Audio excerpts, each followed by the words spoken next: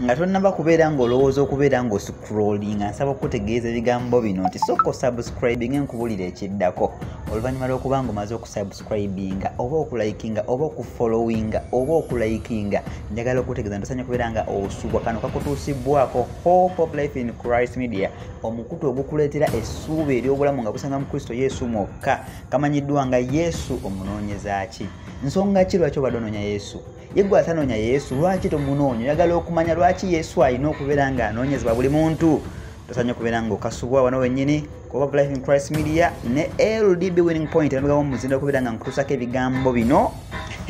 kola ekintu kimu kyokka subscribinga likinga sharinga followinga tegeeza omulala tusimbudde jangu ku Facebook page yaffe obeere ng'otugoberera jangu ku TikTok jangu ku Telegram jangu ku YouTube ne ku WhatsApp ntegeeza mbeere nga nkutusako ebigambo bino tosanya kubeera ng'onyumirizibwa yadde okubeera ng'osubwa wano wennyini ku Hope of Life in Christ Media. Shalom.